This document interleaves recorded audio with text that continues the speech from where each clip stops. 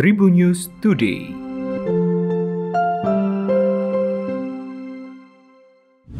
Halo Tribuners, berjumpa kembali bersama Hakim di Tribun News Today. Dan Hakim akan berbagi informasi menarik hari ini, mulai dari informasi nasional, regional, selebritis, dan juga olahraga.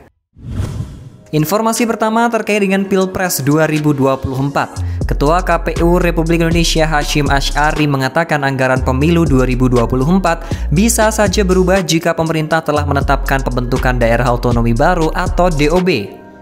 Sebagai informasi, dalam pelaksanaan pemilu 2024, KPU mengalokasikan anggaran sebesar 76,6 triliun rupiah. Anggaran ini diduga digunakan untuk kebutuhan tahapan pemilu mulai 2022 hingga 2024 mendatang.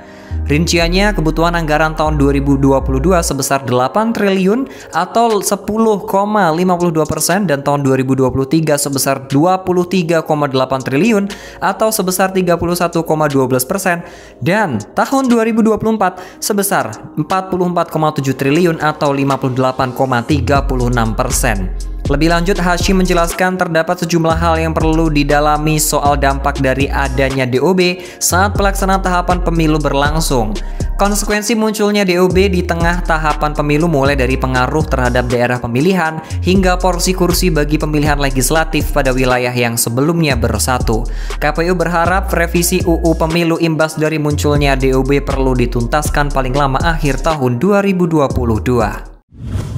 Informasi kedua terkait Jokowi serahkan bantuan ke Ukraina.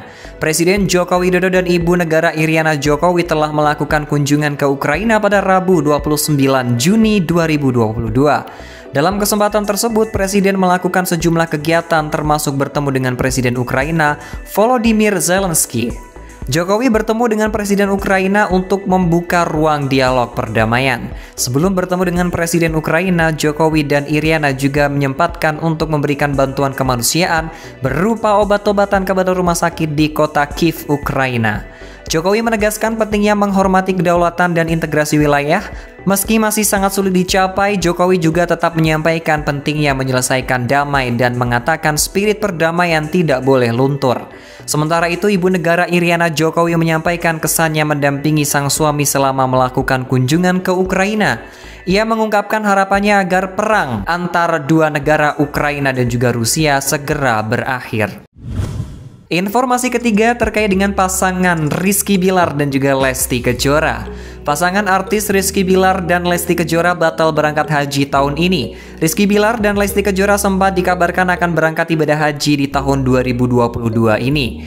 Namun rupanya hal tersebut tak sesuai dengan rencana Rizky Bilar dan Lesti Kejora. Dikutip dari kanal YouTube KH Infotainment pada Rabu 29 Juni 2022, Rizky Bilar mengungkapkan alasannya batal menunaikan ibadah haji di tahun ini. Selain itu, Rizky Bilar juga mengatakan telah mendapatkan tawaran untuk berangkat haji di tahun tersebut. Namun, Rizky Bilar belum bisa meninggalkan pekerjaan yang telah ia sepakati sebelumnya. Rizky Bilar berharap bisa menemui rukun Islam yang kelima itu pada tahun depan 2023.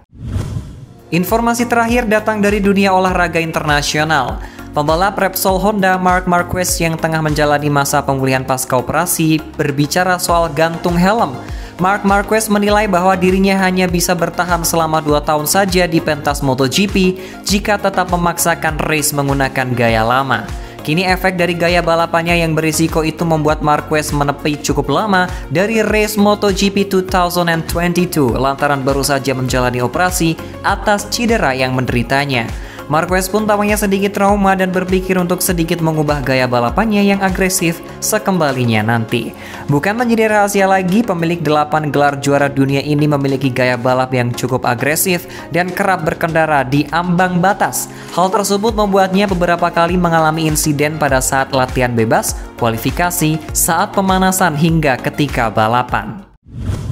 Demikian buat informasi terupdate hari ini. Jangan lupa untuk terus mendengarkan Tribun News Today hanya di Spotify, Tribun News Podcast, dan juga YouTube tribunnews.com.